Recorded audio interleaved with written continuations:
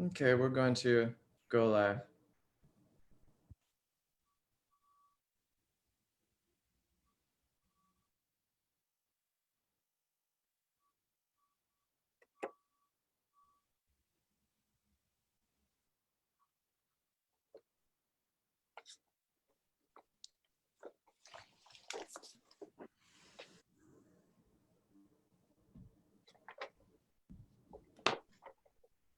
Good morning, everybody, everywhere. Thank you so much for joining us once again for the Shangsheng School of Tibetan Medicine webinar series.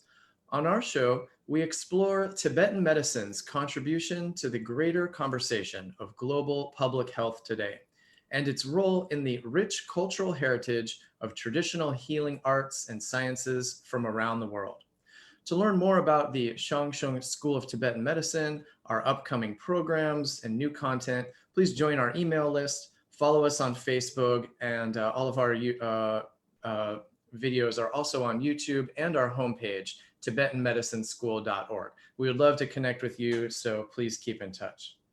So this week on our show, we welcome a dear friend of ours and colleague, Doctor of Psychology and Certified Dream Yoga Instructor, Michael Katz. Dr. Katz shares decades of experience with the practice of dream yoga. Our webinar host, Menpa Phuntsog Wangmo, shares teachings from Tibetan medicine on dreams and their meaning for our health. Michael Katz has a doctoral degree in psychology from New York University. Michael was authorized to teach dream yoga and meditation by Chogyal Namkhai Norbu Rinpoche, our school founder and dear spiritual teacher, who subsequently, and then Michael has taught dream yoga and meditation for over 20 years in over 20 countries, teaching all around.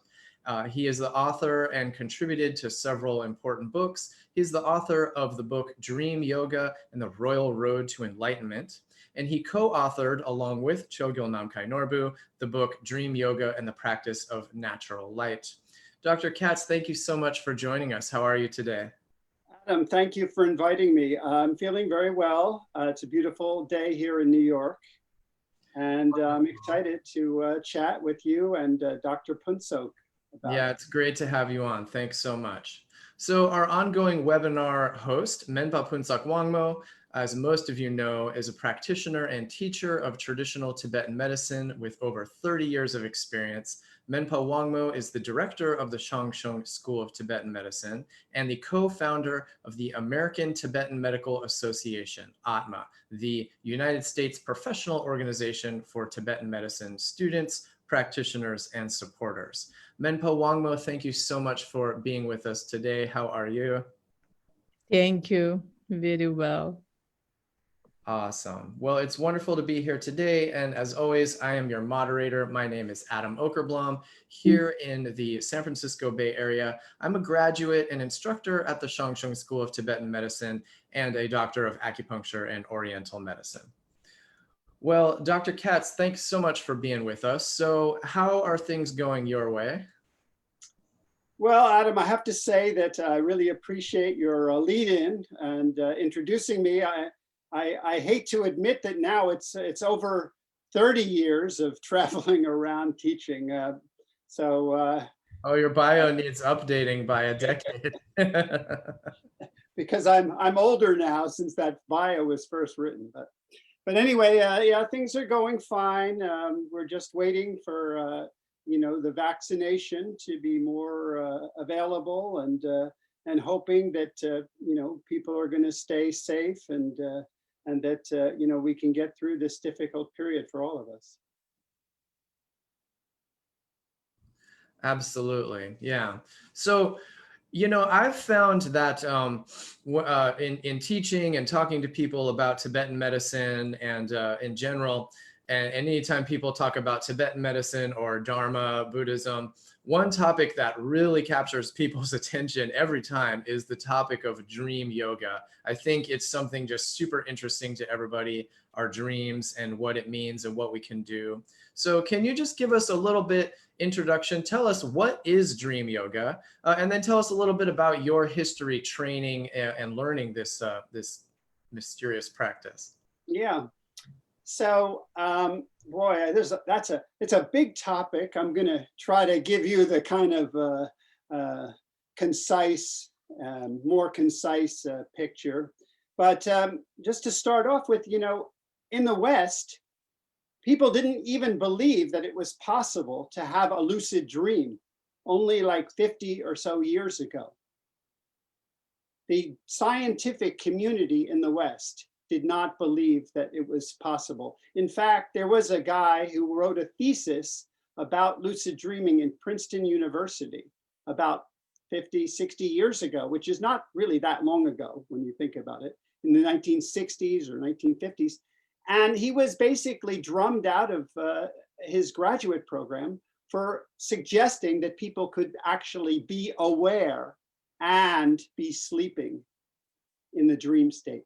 So, and that's in contrast to so many indigenous peoples and other cultural experiences, shamanic experiences, the Tibetan canon of literature, the Bunpo, all around the world, all these shamans and lamas were doing amazing things in their dream states.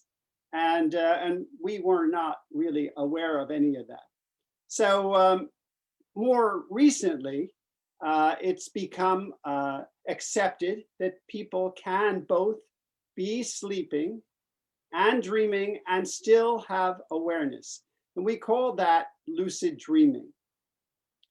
And I guess that I'll now segue into how I got interested in all of this and some of my background. When I was a graduate student in psychology, I was tremendously interested in dreams and many of the different theories about how you work with dreams, which are very interesting. For example, one theory is that all the different aspects of a dream are actually part of yourself, projections of yourself. So this is something that I was very interested in. And I studied a number of different systems of interpretation of dreams, including that one, another one where you actually do psychodrama of dreams, which is very interesting also. And I kind of integrated it into some of my courses over the years.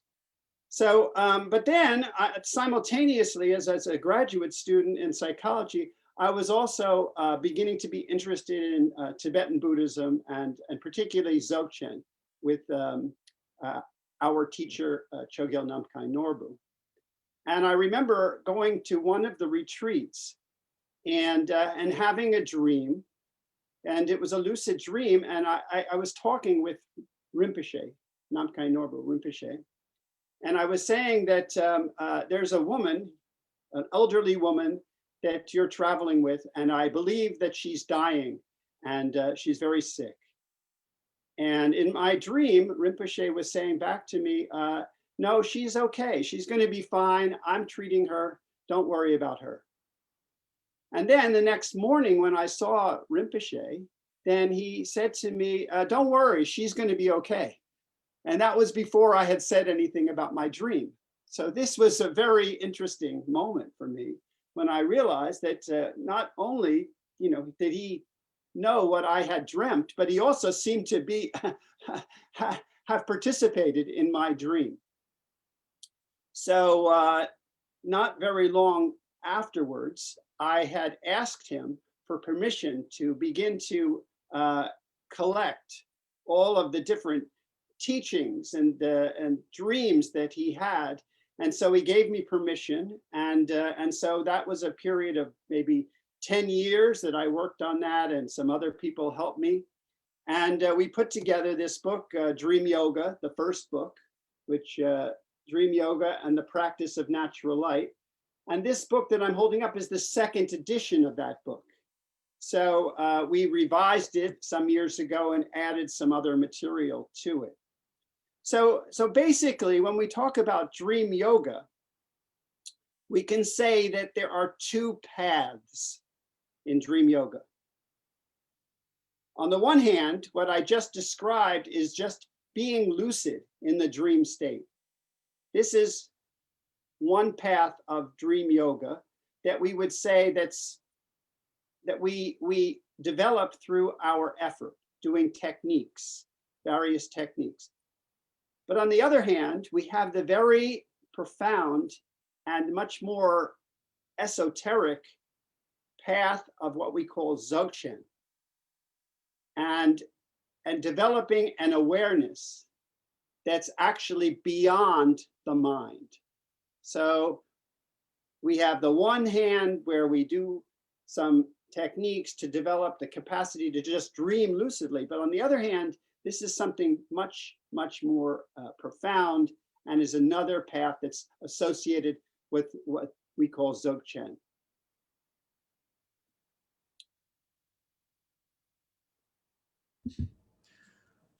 Yes, thank you so much. Yeah, and I think many students of Chogyal Namkhai Norbu will have similar experiences of connecting with Rinpoche through the dream state. And I think that that's a tradition that is very well represented across with many teachers, certainly very formally recognized in Tibetan Buddhism, in a Tantrism and the Dzogchen practice, but also, you know, all around the world in indigenous cultures and other spiritual traditions, as you mentioned. So can you tell us a little bit about when somebody endeavors to begin practicing dream yoga and lucid dreaming, then how do you get them started on that? Do they need to have a special meditation transmission or empowerment, or can just anyone do it? Or how do you get the ball rolling on that kind of thing? So when we talk about the first path, that dream yoga path of developing lucid dreaming, yeah, there are a number of techniques that we can begin to get on the road of. I like to say that it's kind of a development that we do. First, we have to begin to remember our dreams regularly. And so there's a kind of, there are techniques and trainings for remembering our dreams. And then once we remember our dreams regularly, then we can begin to develop our capacity for lucid dreaming. That is being aware in the dream. And there also are techniques, and I can go into some of them. And then once we have the capacity to dream lucidly, we want to be able to extend the lucid dream and maybe even do something with the lucid dream, rehearse something, do some sort of meditation practice, solve some sort of problem. So many possibilities exist once we get to that point. Excuse me. Yeah, I remember very clearly Rinpoche would often teach that we have the opportunity to do meditation practice in our dreams. And, you know, many of us have, he would always point out, we have very busy lives. Sometimes you barely have time to do any meditation practice before you have to get the kids out the door. But in your dream state, that is like a third of our entire lifespan. And why not you can do an entire meditation retreat in that condition. Yeah, I mean, one of my teachers, Dudjom Rinpoche, another great Lama of this era, he said that he pointed out that animals can dream. If you have a dog as a pet and you see that dog is sleeping and he's kicking his leg and making noises and so on, it's most likely that he's dreaming. Possibly he's dreaming about chasing a cat or whatever, or a nice bone or something like that. But animals in general don't have the capacity for lucid dreaming. So human beings have this meta capacity, another level of capacity that we can develop this awareness. And so, yeah, if we are able to lucid dream regularly, then there's many possibilities. On the other hand, from the perspective of Buddhism, Tibetan Buddhism, we don't want to waste those opportunities by doing like frivolous activities in our dream state. You know, back in the day when I first started teaching dream yoga with permission from Rinpoche, it was kind of, there were some books that were have an adventure in your lucid dream, even have an affair, you know, in your lucid dream. And then I think one of the most important messages of the original Dream Yoga book was that it's not just for fun and games that we develop this capacity, but that this is a capacity that will lend itself towards our eventual spiritual development. And even from the Buddhist point of view, towards enlightenment. So it's a very profound topic, and Rinpoche, Namkhai Norbu Rinpoche, has often called the practice, the second path, the practice of natural light, which I talked about. That's the most important practice for a Dzogchen practitioner to do, is this path of natural light, or the path beyond the mind, the path of awareness and presence, is the most important thing that we can do. And if we have that capacity to be aware in this capital A sense of awareness, then we try to extend that awareness, not only in the daytime, but also when we're sleeping or doing other activities. Now, Michael, Rinpoche, as a Dzogchen master, and in the context of teaching the incredibly profound and sublime path of Dzogchen to those interested students, then you said awareness with a capital A is kind of this natural light or instant presence, or kind of big, very special, a very profound level of awareness associated with Dzogchen practice. Now, so that is kind of a special thing that requires connection with the teacher, requires certain things, and that's not for everyday action. However, if I remember correctly, Rinpoche he basically never neglected to stress the fact that the ordinary kind of everyday awareness, cultivation, being aware in daily life and having that special connection with the present moment, is something that does not require any special empowerment or any fancy spiritual commitment, but is nevertheless extremely helpful in daily life and for cultivating many benefits. So would you say that dream yoga is related with just kind of cultivating our ordinary awareness, in the sense that normal people could work on this level every day? Oh yeah. And as I was saying, that there are techniques that we can use to develop our capacity for being lucid in the dream state. And for example, one of them is simply to try to reduce the disparity between the sleep state and the daytime state. So when we sleep at night and we're dreaming, then we're in another world. Essentially, we think we're in our current lifetime. In other words, we're fully identified with the dream. So whatever is happening, we think is real. But then when we wake up, we realize that it was just a dream. And then for most of us, we forget what we dreamt very quickly. And that's because the dream state and the daytime state are very disparate. But what we want to do is make a connection between the dream state and the daytime state. And so we can do that by blurring the boundaries a little bit. And so we can, for example, pretend, using our imagination, we can pretend that when we're doing certain activities during the daytime, that actually we're doing them while we're dreaming. So if I pick up this water bottle and I take a drink, and I imagine that I'm drinking this water in my dream.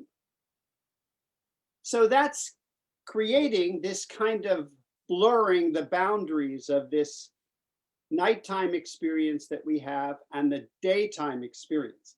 And if we do that on a regular basis, then we can begin to now both remember our dreams more regularly, and also we can begin, the habit of saying to ourselves, I'm dreaming now and I'm doing this in my dream, will follow us into the dream state. And at a certain point, we're going to realize that we're actually dreaming. So another technique, which is kind of well known because it was popularized by some shamanic, Carlos Castaneda popularized this technique. And then more recently, my friend and colleague, Robert Waggoner, who's a very prolific lucid dreamer, he used this technique also. But the technique is to find your hands in a dream. And what we mean by that is that we want to realize that we're dreaming about our hands. So during the daytime, we might many times put our hands in front of our face or look at them and focus on them and say to ourselves, tonight I'm going to dream about my hands. And when I do, I'm going to become lucid. So those people who have used this technique successfully might find, and this is a true account, is that they might find that suddenly in one of their dreams, hands come up in front of their face and they realize they're dreaming. And when you have the experience of realizing you're dreaming, which is different than being totally identified with the dream, suddenly everything changes. So this is a very important moment, is the recognition that we're actually in a dream. And being in a dream and being lucid is quite similar to being awake, except that our physical body is still inert.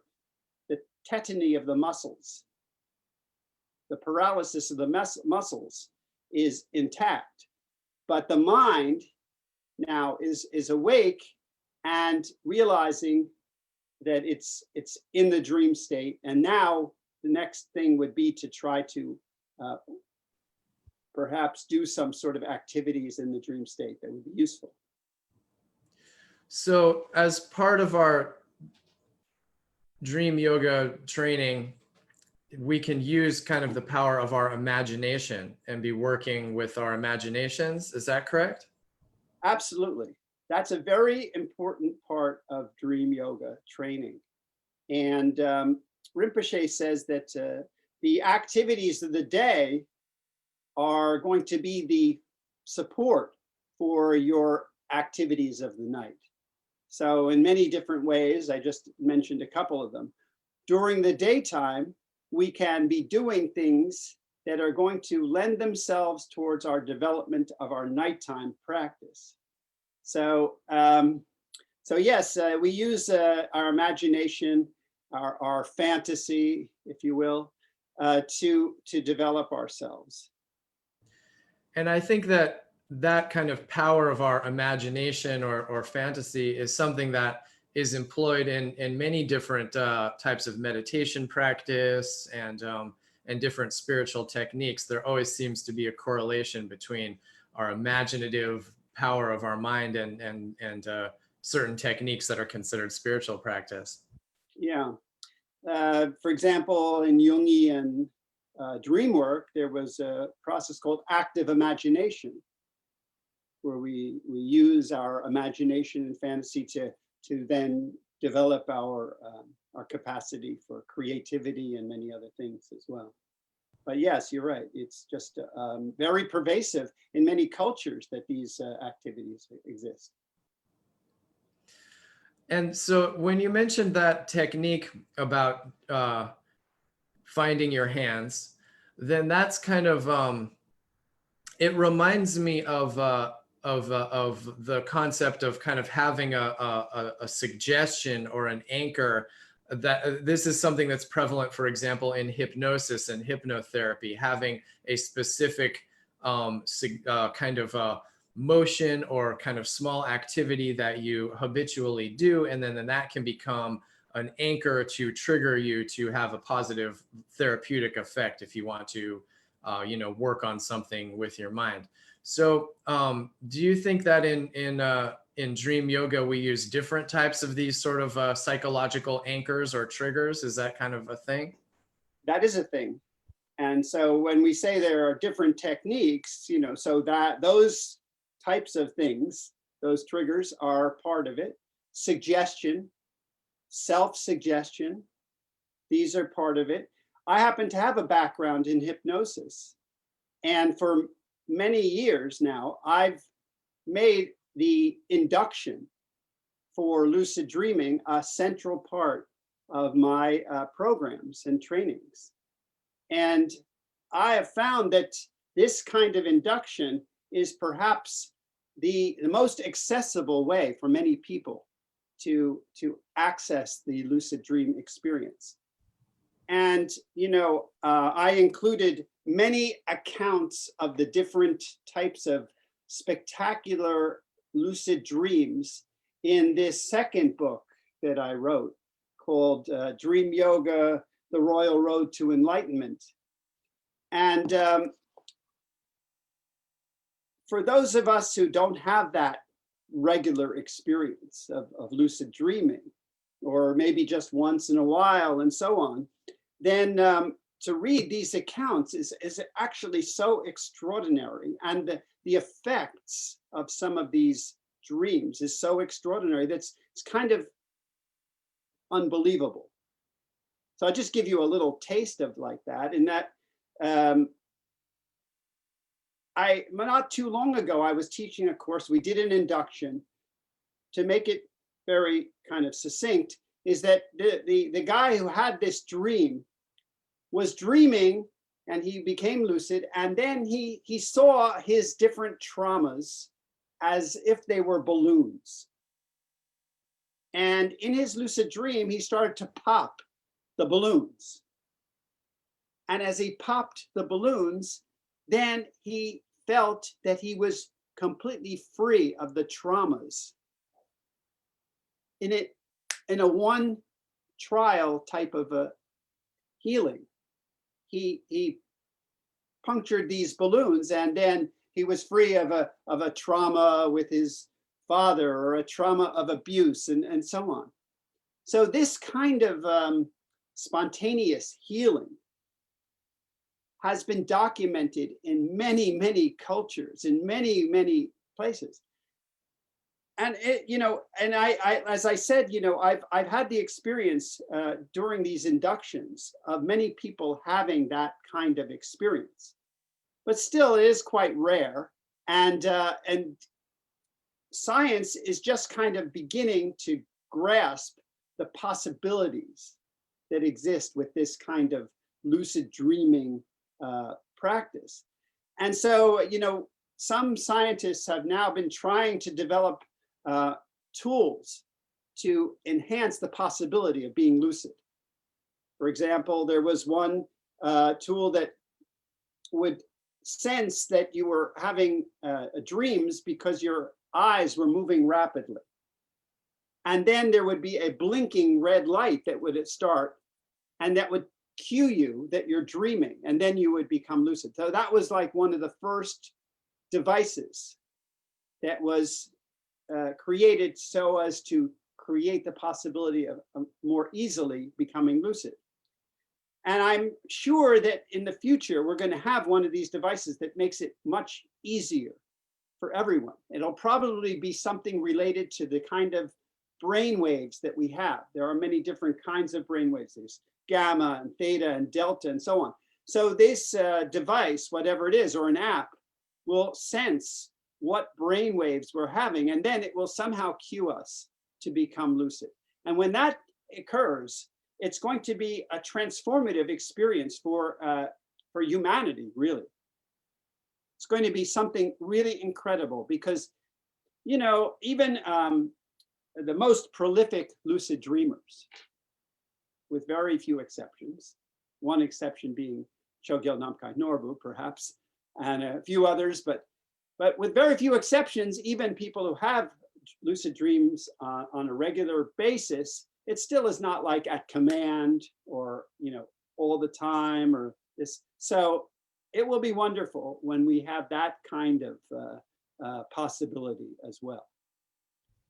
So you personally, you have conviction that there could be a technological device that could effectively and safely enhance people's capacity for lucid dreaming. You think that that's a legitimate? I'm convinced that we're on the dawn of that, and technology is developing so quickly, and brainwave studies and all these other things. So I am convinced that we're going to get to that point. That's fascinating and scary. Yeah. I also, over the course of doing my lucid dreaming trainings, I began to integrate some technology into my trainings. And that is that in order for people to do things in a more disciplined way, like what we said before, to imagine that you're doing things in a dream. I'm drinking water in a dream. Or to just remind ourselves that this could be a dream right now. I used to say to my students, okay, go out and do that 30 times. And then tomorrow we'll talk about your experience. And then maybe I would ask them the next day, what was your experience when you did that? And everybody would be looking away from me and avoiding my eyes and so on. And I realized that it's hard to develop that kind of discipline of doing something like that 30 times in a day. So we used began to use this app called Mind Jogger. One of a number of apps that exist that send you a chime or a message that, to remind you to do something during the day on a random basis. So now if I have my Mind Jogger app going, it will chime and then I'll remember, oh, I'm in a dream, or now the next thing I do, I'm going to say to myself, this is reading this book in a dream. And it's going to follow me, that habit. So that's been very useful to develop a discipline. Rinpoche, Chogyal Namkhai Norbu, in the early days, he used to say, okay, all of you people who are addicted to cigarette smoking, every time you have the habit of wanting a cigarette, you should remember to do something like this. So you could integrate your practice with your addiction in that case.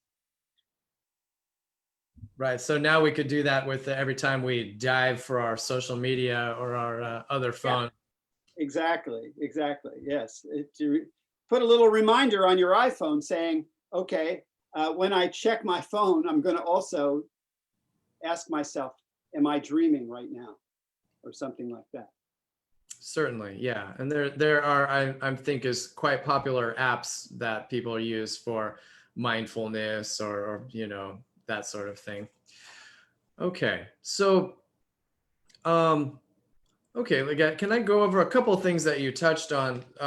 So first of all, could you mentioned the concept of inductions several times. Can you just give our audience a really short explanation of what that means? What is an induction and what is the function of that? So, you mentioned hypnosis, and I think that hypnosis has been called other things in other times and in other cultures, like trance states.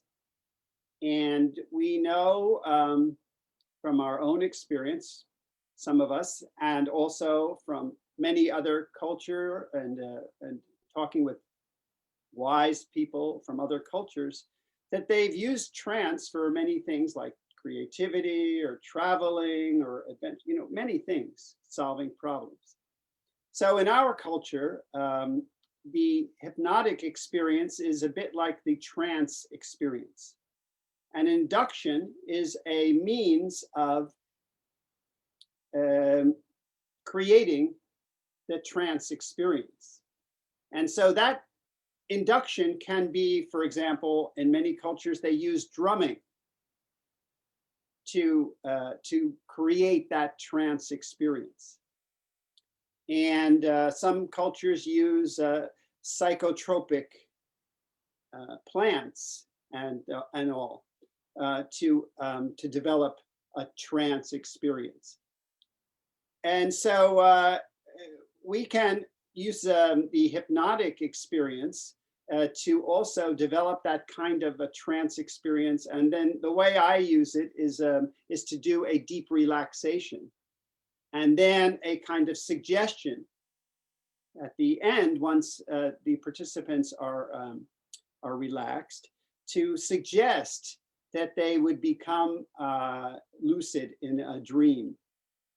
And short of having that device that will help people to become lucid like that, I found that the induction has been the best way for me to help people to have that kind of experience.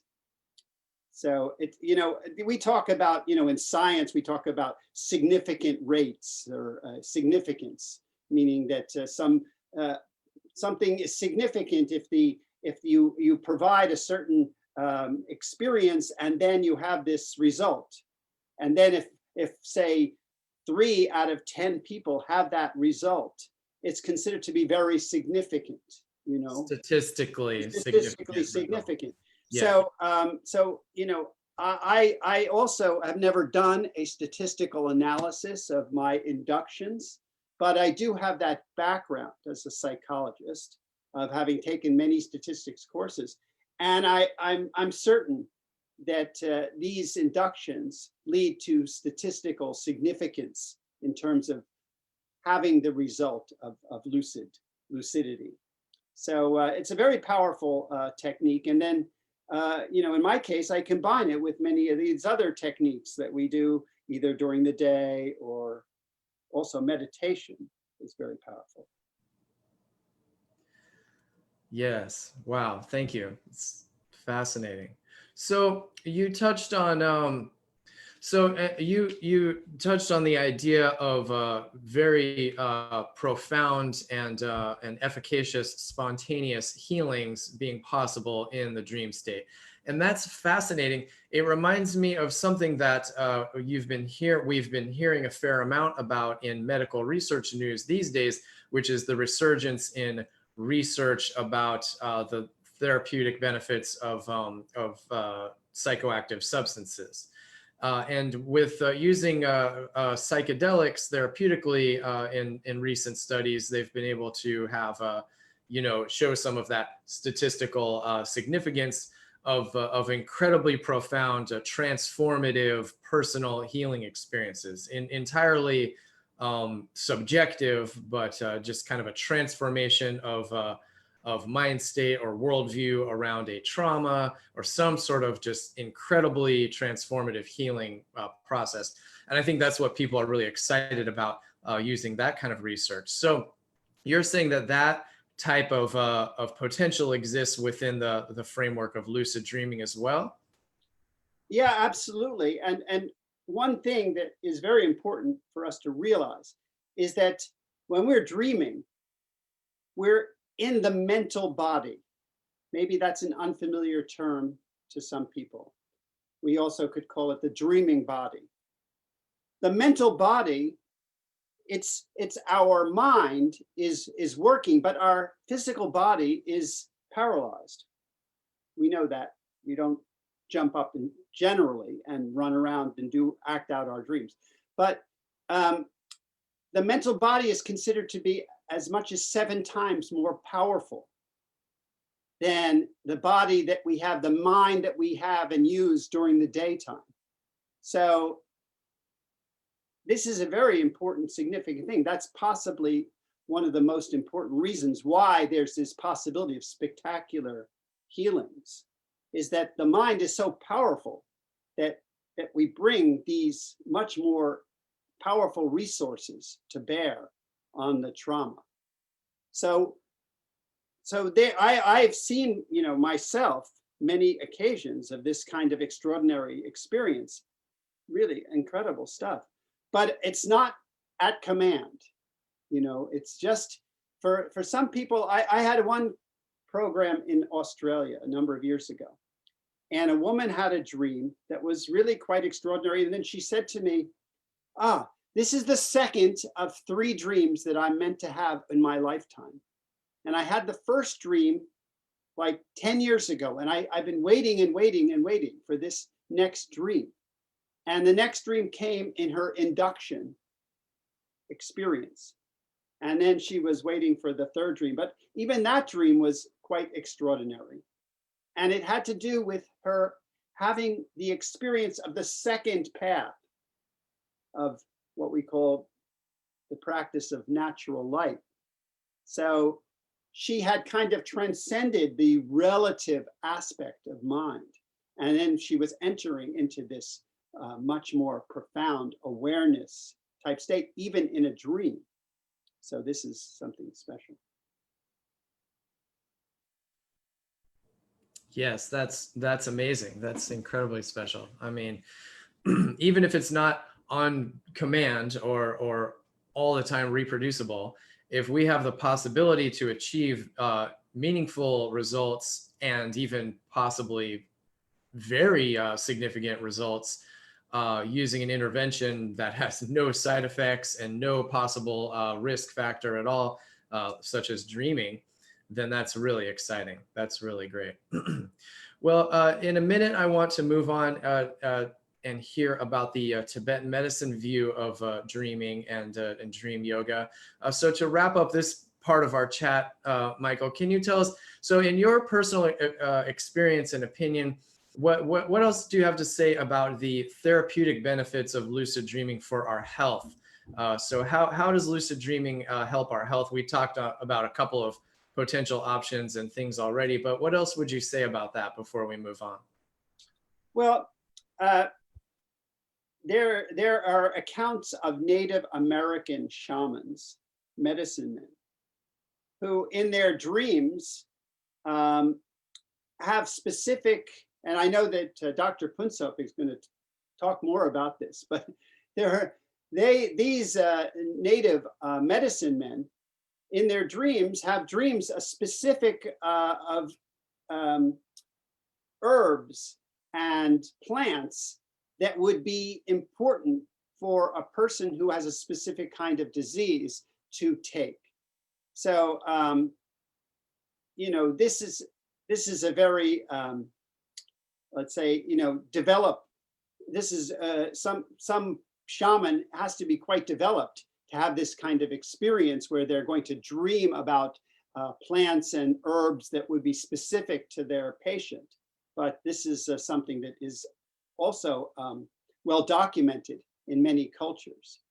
So I think that, Namkhai Norbu also gave some very good advice about how to help ourselves to have more and positive experiences when we sleep.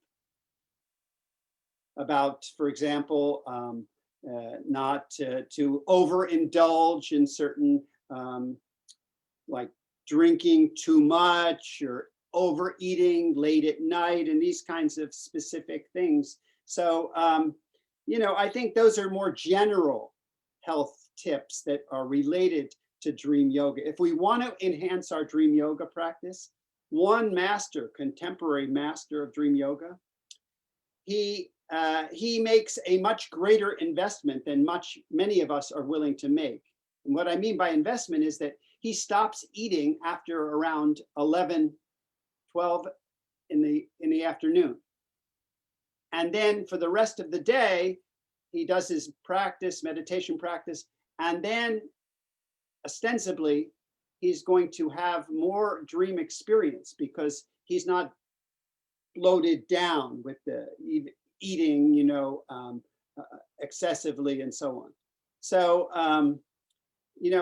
I also just close by saying that dream yoga and developing dream yoga, it depends on our investment. And I always say somebody who's having a difficult time, for example, remembering dreams or having lucid dreams, then you have to up your investment. And that might be for someone who never remembers the dreams, then they might start a journal. So that's an additional investment that you're making. More time and energy you're putting into this practice, then you're going to have more experiences. So I guess I'll end at that, and then very eager to hear Dr. Phuntsog talk about dreams too. So you're suggesting that the inspiration of training in lucid dreaming might help somebody hypothetically like kick their holiday cookie habit in the evening, because Yeah. some of us kind of still need to do that. I think that I'll tell you one dream. Somebody had a dream and they were in a box, and then they became lucid and they wanted to get out of the box. So they decided they would eat the box. And that was their creative way of getting out of the box. It's kind of a metaphorical thing too, that you're in a box. So that addiction could be considered to be like your box. So when you get that lucid dream, you're going to find a creative way to go beyond that box, right? Dr. Katz, thank you so much. This is truly fascinating stuff. And also thank you for giving us a couple free pointers. So I think we're going to need to tune into your courses and get some more, flesh out some more of these amazing techniques. So yeah, I do have a course coming up soon. So maybe at the end of this, we'll put that information up. Oh yes, please do tell us all about it and we'll post that. So amazing, the practice of dream yoga and the cultivation of lucid dreaming. So our host, Menpa Phuntsog Wangmo, we were hoping that you could share with us some insights into the nature of dreams and their significance from the Tibetan medicine perspective. So Menpa Wangmo, thank you for being with us. How are you today?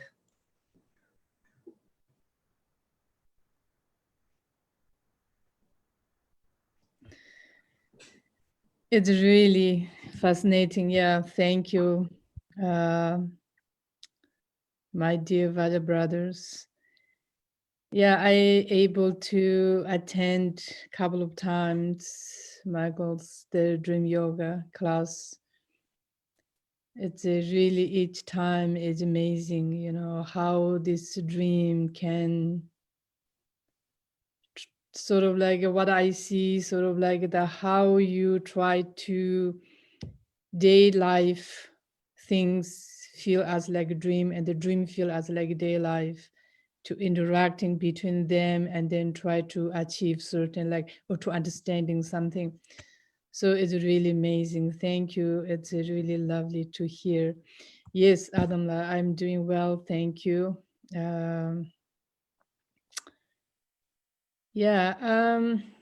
The Tibetan medicine, yes, we do use also a lot of dreams.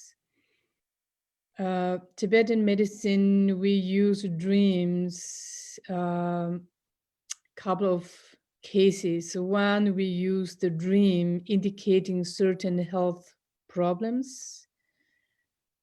So this is one, we observe the dreams and then we see which kind of problem caused or what will be the cause of the problems or the root of the problems. Another one, we observe the dreams to see is it treatable or not treatable. It's going to overcome or not going to overcome. Another, we use also the dream is which kind of antidote we should use. So this is sort of like we observe the dreams mainly to advise or to help or to work with the persons. So this is like that the Tibetan medicine where we use the dreams. And then, yeah, then there is another way of the using the dream is, as the Michael said, it's like a more like a higher beyond than our common life concepts. So which we call is uncommon dream, so uncommon things. So in generally in the Tibetan medicine, in order to able to identify or utilize that the dream indicating certain your health issues, in general, we will have like 6 different types of the dreams. So what about the number 2, we say the one dream is through your visions, through your experience of the visions. As Michael said before, if you try to focus certain things a lot, then in your dream you will have that. Or if you see someone sick, like a limbless, like amputation, these kind of things. And then at the night also you may have this kind of dream, but that may not going to lose your limbs, because that dream may connect to you what you saw in the day life. Could be is a year before, could be is 10 years before, could be today, could be whatever. So this is one, so we call is that the dream connect to your visions, what you saw before experience. Another dream is like the third, what we heard. So I heard somewhere had a big snowstorms, and then a lot of car getting like accident. In my dream, I may have this kind of conditions. I'm being in this kind of conditions. That also could connect to what I heard during the daytime through the news, through the friend. So these kind of things, or could be 10 years ago, 20 years ago, or recently. So this is we call like that the dream connect to you, what you heard. And then the third dream is that the like experience.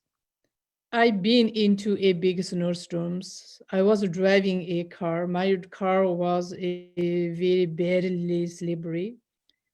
I have that experience. I scared that time. I did not like at that time. And then in my dream, I'm having same things. That could be also like related with my experience, what I feel, so what I had the experience. And then another dream is like the, so what as the Michael said before, I'm wishing tonight in my dream, come this one comes to my dream, sort of like. And then normally what we sort of like pray to see your teachers, to your gurus, connect to your teachings, connect to your sanghas. So we pray for that. Or sometimes we wishing, so sometimes we say, oh, I wish to win a lottery, sort of, you know. And then in my dream, I could have win a big lottery, but when I woke up, is nothing there. But this kind of, because I wanted very badly, I'm praying for that, and then I have that in my dream. So that we call is sort of like a sawataba is I'm wishing that then happened. Another one dream is that we call the fifth dream, we call the trooper. Trooper means is accomplished. So I am sort of like dedicating, practicing, which we call like the Guru Yoga or any sort of like deities or whatever I'm practicing. In my dream, I see that the deities or teachers, and then I got the teachings from them. So this kind of like that the trooper, because I have such a high capacity or such a high the practice done, and then this is through the dream comes. So there is a lot of teachings that the masters written through his or her dreams. Like in my cases, or that our Dzogchen community, in my Sangha cases, our beloved teacher, the Namkhai Norbu Rinpoche, he had many these kind of dreams. What we practice daily life, which we call is like a Mandarava practice, long life. That the long life practice is he had a dream when he was in Marathika in Nepal in a cave. So he had a dream, and then he asked it in the morning, he asked it a assistant or his student around there to bring a piece of paper, and then he wrote down. Also this the Vajra dance. So we have a lot of this kind of, is not like like just talking, but it's daily life. In our life, we have also this kind of practice. This kind of practice we call the trupa, which is that the teacher had is such a high accumulated, or like it completed their practice, what they need to be practiced done, and then they're able to connect to their lineage, to their teachers, and then the teaching having through the dreams. Also, many of you maybe is familiar with the Milarepa. Many of the Milarepa's teaching, after his teacher Marpa is passed away, and then he had the dream. In the dream, then Marpa is teaching. So many teachers, we have this kind of things. So this we call is like the trupa. The last one, Nelechungwa, which is like indicating the disease. So in generally, what happened, how we get the dreams. And the dream practice is, as Michael said, is very important for our cases. That the process of the dreaming, sleeping, falling to sleep, and then having the dreams is very similar with the processing is when the last minutes, sort of like conclusions of our life, when we are sort of like the ending our life. When we ending our life is all the rough element is dissolving back to the subtle, like the earth dissolve back to the water, water dissolve to the fire, fire dissolve to the wind, wind dissolve to the space. So once the rough dissolve back to the space means it is empty. Same like that way also when we're falling sleep time, our rough element is dissolving back each other. So when we're falling asleep, the earth is dissolving, signs of that, then we feel is very heavy our body. Then our mind is even someone's talking, we cannot understand. Sometimes it looks like we hear, sometimes we don't hear. That means is our rough element is dissolving back to the subtles. Once we completely sort of like asleep, and then our body, mind, everything stay there sort of like a stage of sort of calm, few seconds, minutes, I don't know how long, depend.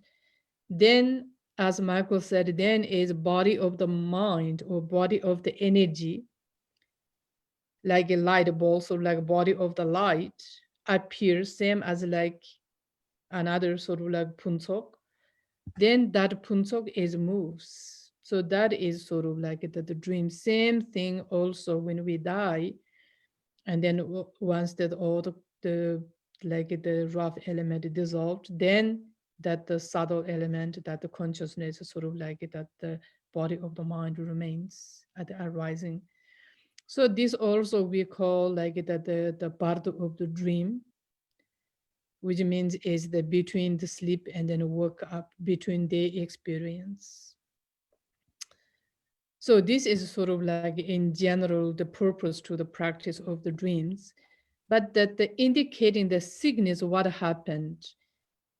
Once that the any kind of like the body element like earth, water, fire, whatever this the earth, that the five element imbalanced time, that the imbalanced element, the energy blocking certain sort of like the we call the emotional tubes, emotional gate. So like the residues of your sickness blocking certain tube. And then you have in your dream, in the dream they say is that part of the body, that region, there is something it's like not going through like a blockage. There is a blockage.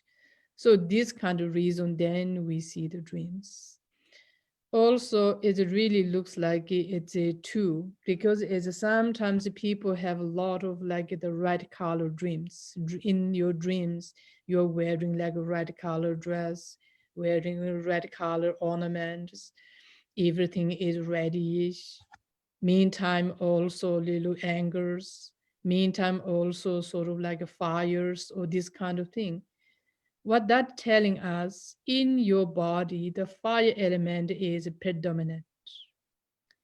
If that the dream is also is a good part of the dream, is to indicating us long term, indicating us the body is going through something happened. So like that the long-term message to us. If we follow well the dreams, and then you can do certain like the prevent not really falling into the certain conditions. So this kind of reason is like the if you have a lot of like red color things that indicating to the fire element. If you're having sort of like a yellow, orange, so those kind of things more indicating to the earth element. If you have a lot of like a greenish, that indicating to the wind element. And then if you have a lot of bluish color, that indicating to the earth, the water element.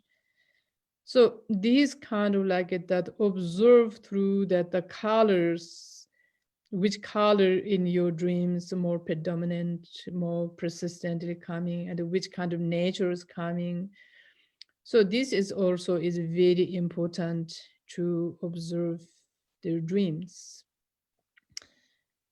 In my life, on my experience also, I have a lot of dreams which really very accurate to my own health, also other people's health.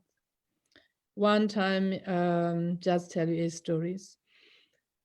I had a patient, and then is a very lovely a man. And also he's a very good friend of mine, and his son is a monk in our monasteries in eastern Tibet, which we call the Galinding, so the seat of the Khyentse Rinpoche's monastery. So, and then my friend monks, his father, also my friend, he had a very bad lung conditions. So he lived in the high mountains. And then also, I think he had also sort of like the tuberculosis. So anyway, he had a very bad lungs. And then I'm working with him, everything went well, cured, and then he able to go on the mountains behind the animals. So basically completely cured. Then I left 1992. I think I left that region from Eastern Tibet. And then when I left Eastern Tibet, one day I had a dream about him. So early morning, and then there is a two young ladies sort of like came, and then the young lady said, "Oh, the my friend, the man, his name is Daga."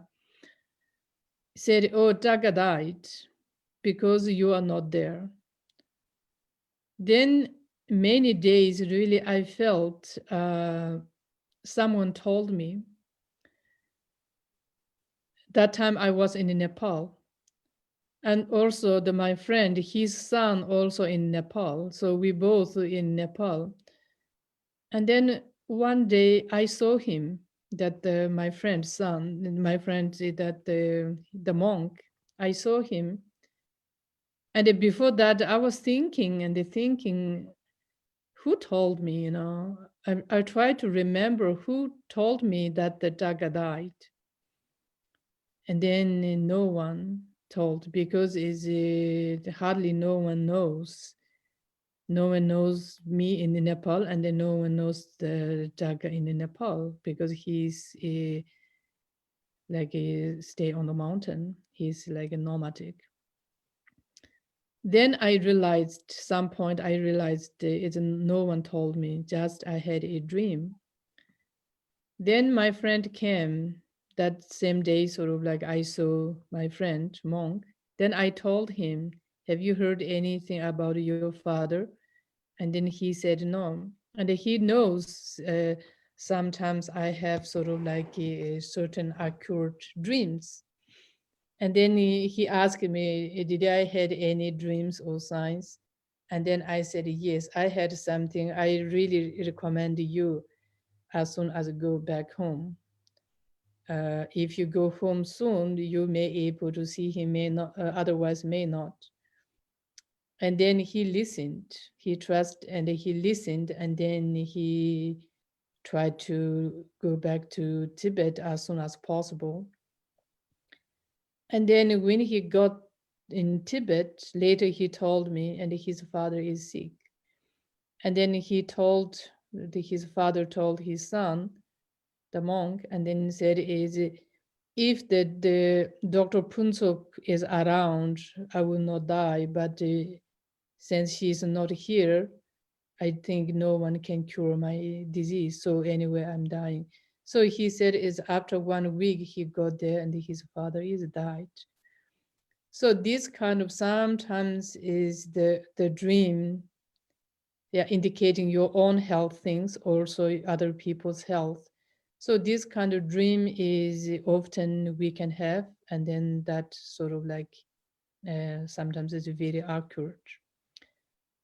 So again, as we said before, in the dream, if you have sort of like the seeing or hearing or something you are thinking, and that comes to the night in your dream, we say may not indicate, may not reliable.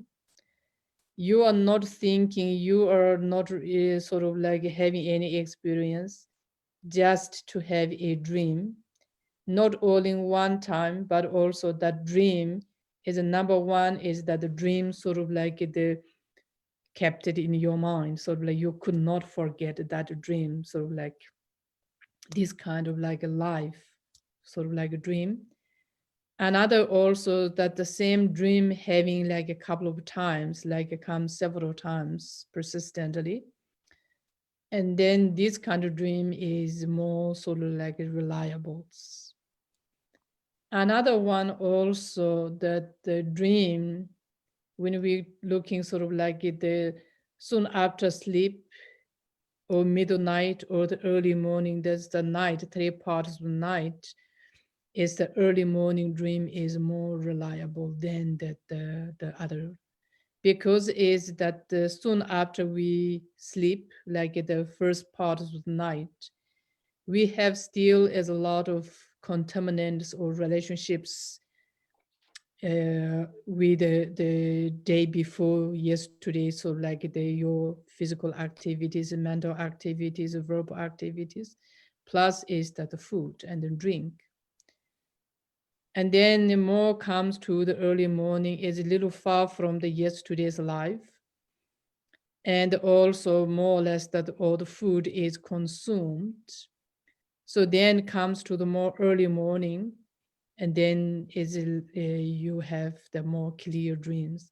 That also that the time also like the early night is more like the earth element. Middle of the night is more sort of like the fire element. And after the fire journey to the early morning is like a wind element. So the fire journey to the wind element, that period of time, and then sort of like your body, your mind became lighter and lighter. And then end of that's the time passing the wind, then also we able to work up because is our energy became lighter and lighter. So at that time, if you have the dream is more sort of like a reliable. So that is like what we say in Tibetan medicine about the dreams. Genla, is that related what you just explained with how Michael was talking earlier about eating later at night and then having, being heavy from food? And so you said that's earth element time. Is that kind of part of that connection? And then can we benefit that elemental process by maybe eating less heavy at night or this sort of thing? Yes, if you really want to have a clear dream, then is the night before you try to eat the dinner a little earlier, a little lighter dinners, and also before go to sleep, you do a little bit like the breathing exercise. After the breathing exercise, you try to do a little bit sort of like that, the calm down the mind, a little bit like that, the meditations. If you do all those kind of things before you completely falling asleep, and that also helps to have that the dream is more clear. Yes. Thank you, Genla. It's amazing. So a couple of things you talked about. So you mentioned that if we see a predominant color spectrum in our dreams, if we have a kind of thematic colors, this can be associated with the presentation of the 5 elements. And I was wondering, does that idea go beyond just seeing the color? Because like sometimes people have dreams about actual kind of like the physical elements, like they have a dream about the water, like a big flood or lots of water, or maybe they dream about fire, or maybe they dream that about like a flying or falling or something with the air and sky. Is there this kind of connection with those kind of dreams and the 5 elements, or is it different? Yes, yes. In the dream, yes, you can have colors which presents the elements or actual elements, or also you can have certain animals which present the different things. An example, like the animals in the water could present that the water, and also that relate to the purification, like that the naga, which is like beings in the water things, and then flying animals, and they present sort of like that the middle, which could present like that the wind element. So yes, so in your dream you can have like a colors, actual elements, or the different animal signs. So this kind of, yes. Yeah, the Tibetan medicine, that the observed dream is a huge topic. Also through the dream is also can indicating like going to survive or not going to survive. An example, if you are fighting with someone and then you are win, means is okay, I'm going to have a trouble, problems, but and I will win. So this time in the COVID-19, since we like last March hit the COVID-19 in New York and in our region, one of the Tibetan medicine practitioner who lives in New York, also he had a COVID-19. So the first when he had the COVID-19, he thought is through based on the news, he thought I'm going to die. Okay, this is the last my life. But in his dream, he had a dream. He's walking into a piece of land somewhere, but full of the small animals. There's no place to put his feet. But somehow he get out of these conditions. Somehow he free from the complicated conditions. So then when he had the COVID-19, one time he remembered his dream. And based on his dream, he thought, okay, I'm going to have little problems, but my life is safe. I mean, stable. So then, yes, he overcame. So also like in my own condition, also I had this kind of couple of dreams. Each dream I know there is going to happen something problems, but the end will survive. So these kind of things is sometimes is yes, you can important, you need to sort of like remembers and then take sort of like notes. If there's certain dream really kept your mind, and then you need to, that dream is more indicating. And when we go to see a Tibetan medicine practitioner, is it common for a Tibetan doctor to ask the patient about their dreams and try to get some information from that? Mostly, yes. Most of the time is that the doctor asks which kind of dreams you are having, and then because through the dream, as we said before, we can see what would be the cause of the disease, or what would be the root of the disease, which kind of provocation is attacking, which kind of element is access deficiency, or able to treat or not able to treat. Yes, through the dream, we can do a lot. And then that the final goal of that, the understanding dream in the medical purpose, once we know the dream, there is something going to happen. And then before we can try to prevent, do some practice, ritual practice, do some taking medicines, go to see doctors, you know, before we can do something so to prevent from the complicated part. Thank you. I wanted to ask you, sometimes we have dreams that are very disturbing, like a very terrible nightmare dreams and this sort of thing. And I think people get very worried or concerned about that sort of thing. Can you tell us from the Tibetan medicine perspective, I mean, when people have very bad dreams, does this mean necessarily something very bad, or how should they think about that sort of thing? What I'm sort of like observing, yeah, when I work with the people, often I ask them about their dreams. Often I ask their dreams, and then which kind of dreams comes more often, and then which kind of dreams easily remembers. So there are a lot of people who having like a nightmare, this kind of dream, is most of them looks like it has something connected to their life experience. Either they heard or they hear or something. So these kind of cases is a dream is a dream, you know. If we really understand well, that is not so easy, but it's this our life. Actually, our life is a little longer, but it's another type of dream.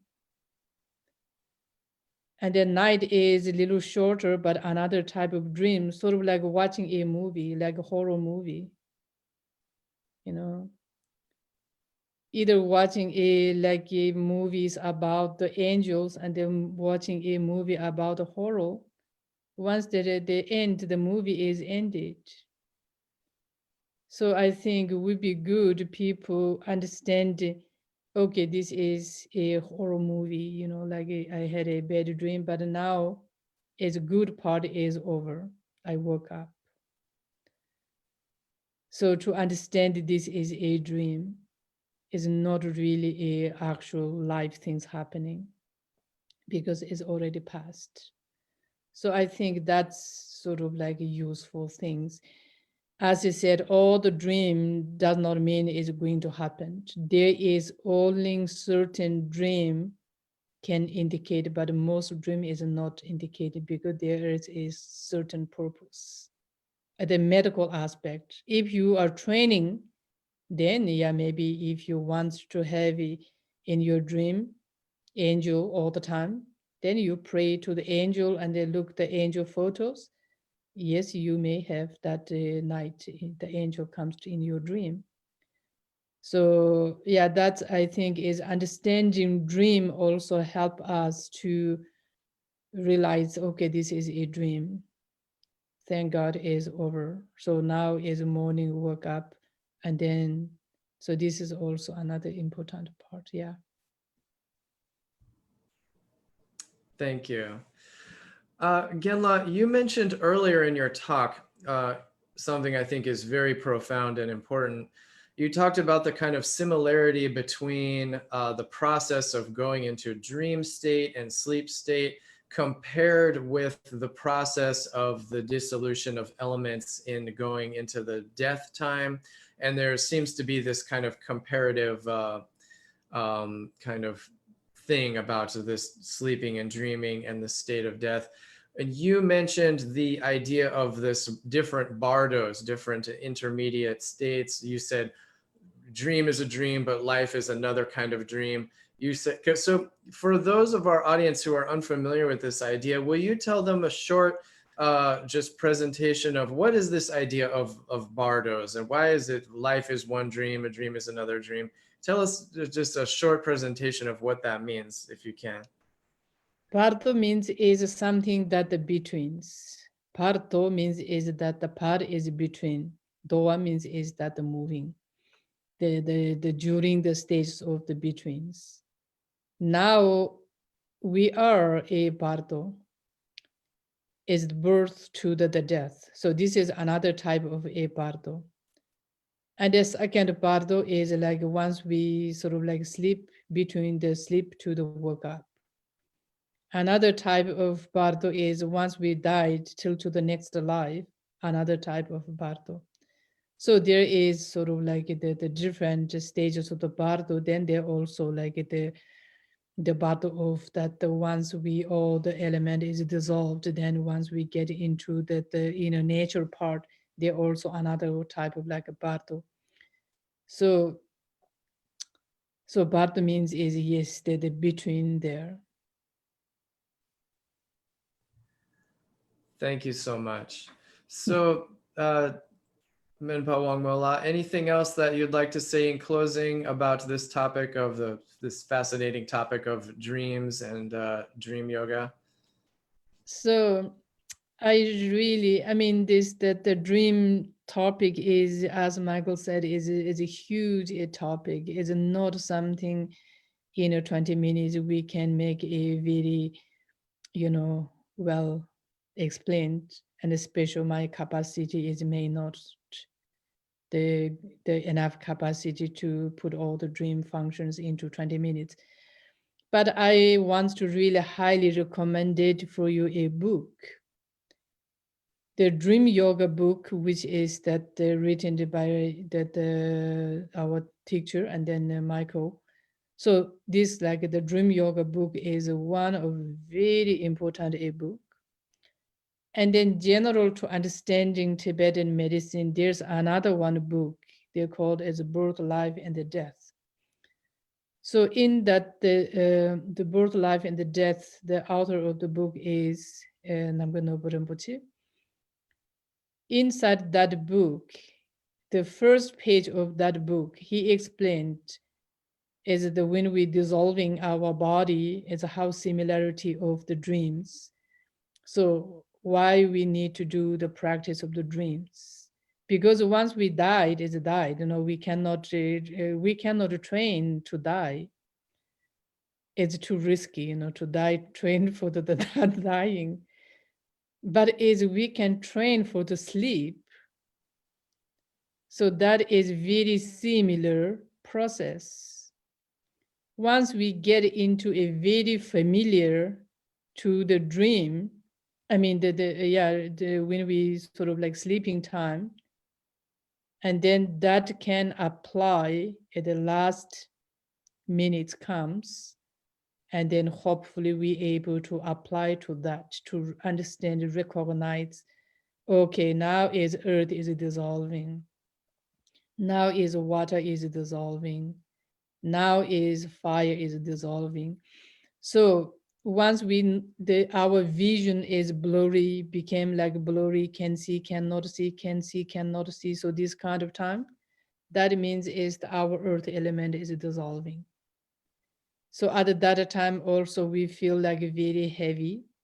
So that's also when we fall asleep, we do that. But we can hear. Then after a little while, then we can hear sort of like back and forth. Then we cannot hear. That time what happened? All the water element is dissolving. then certainly our body is became sort of like very dry. And at that time is like all the water dissolved back to the fire. And then our body is get cold. At that time is the fire element dissolving. Then is we are sort of like yeah, fire dissolved to the wind, then we feel sort of like a cold. Then after that, then we get down to the space element.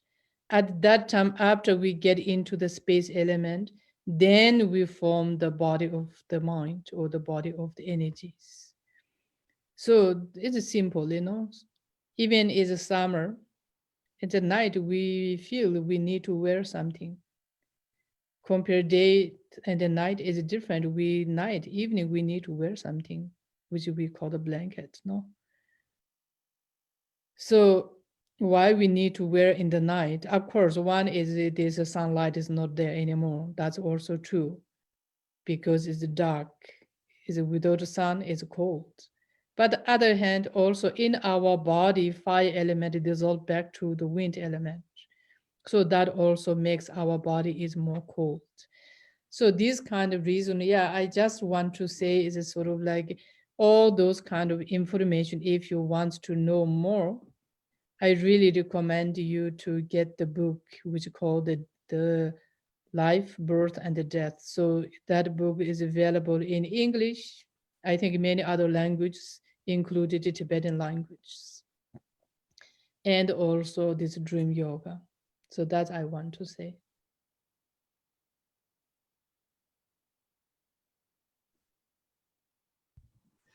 Thank you very much, Menpa Wangmo.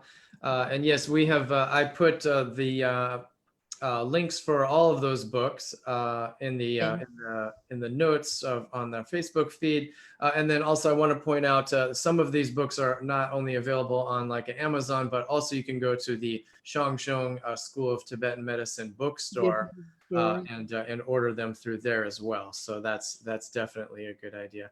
Menpa Wangmo, thank you so much for elucidating those interesting points about the dreaming and Tibetan medicine. Thank you. So, Thank you. I and hope so, it's a little clear. oh, I think so. Yeah, I think it's really quite interesting.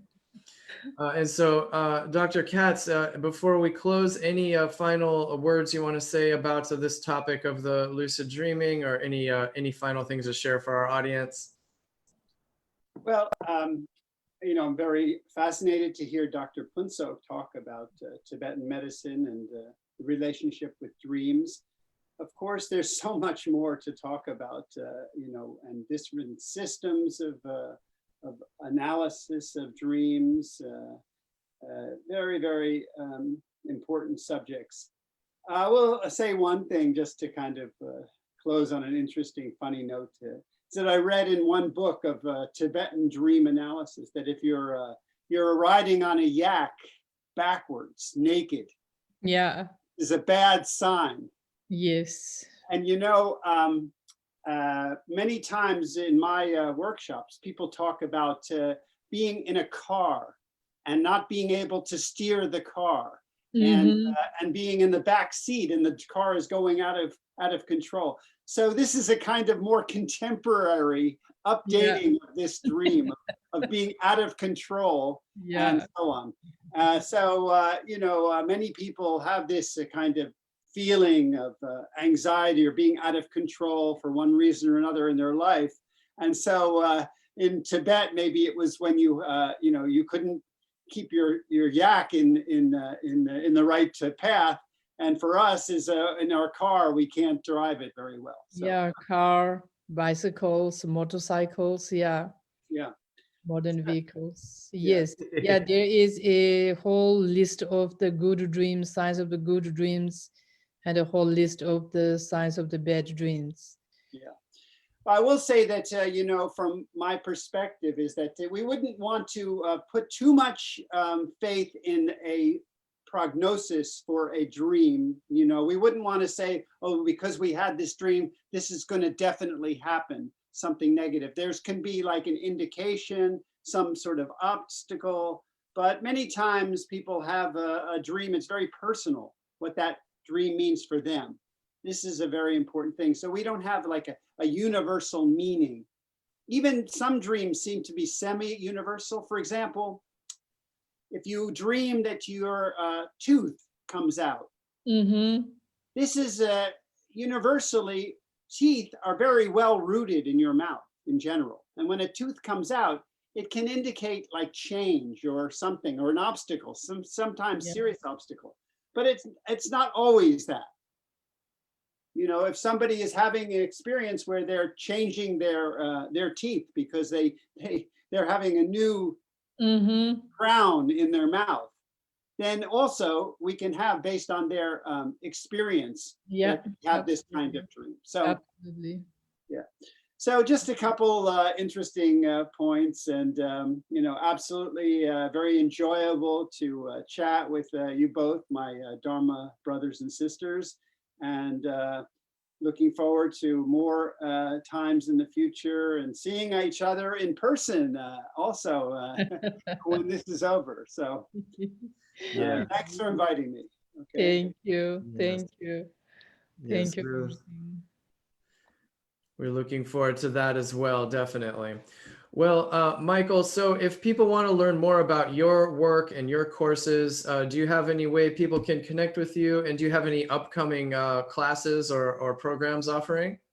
Well, in this day and age with Zoom, tomorrow I'm in London teaching on Zoom. So I don't know if, Adam, you have that information. Maybe you can post it somewhere in the notes. But if people want to participate, we have a program tomorrow. It's a benefit for the London Dzogchen community. And there are 2 sessions, a morning session and an afternoon session. The afternoon session will be more experiential. The morning session will be more going through various different aspects of dream yoga.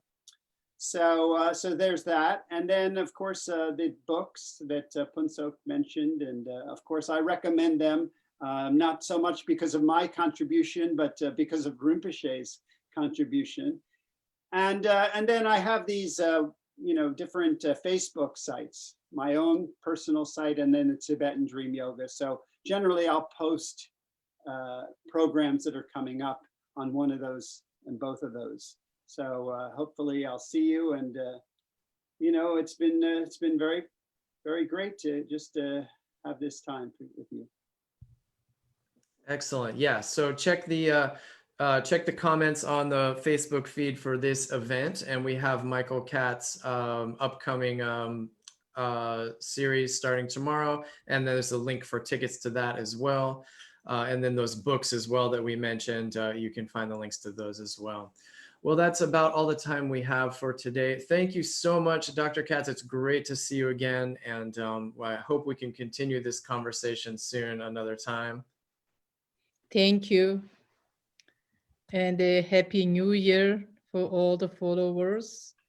I really wish this 2021 brings us more harmonized a year. So thank you. Absolutely. So, and thank you so much, Menpa Wangmo, for teaching us about the Tibetan medicine connection to dreams. It's always wonderful. Hopefully sometime maybe you can do a full course about the dream yoga and Tibetan medicine. I think a lot of our audience. To do one day. Yeah, maybe Michael and we could have do together a course. Yes, why not? That would be awesome. Excellent. All right. Well, Dr. Katz, Menpa Wangmo, it's wonderful to have you here and see you again. Everybody at home, thank you so much for tuning in, and please follow us on Facebook. You can see our content on YouTube, and then join our email list. We would love to collaborate with you. In closing, we want to make one quick announcement. Actually, our school is looking for some volunteer assistance to help us with technical support for our webinar and some other programs. So if you have any technical skill with video editing, different things like this, then we would love to talk with you if you're interested in trading for some of our exclusive content or some some things like this, we would love to talk with you. So please keep in touch, and thank you, everybody. We're wishing you many blessings, and stay safe and healthy. This is the Shangsheng School of Tibetan Medicine webinar series. And please join us in 2 weeks when we will be hosting the author and acclaimed teacher Vivian Dittmar to discuss emotional intelligence and the kind of social evolution of society. So thank you so much, and we'll see you next time. Thank you. Thank you, Matthew La.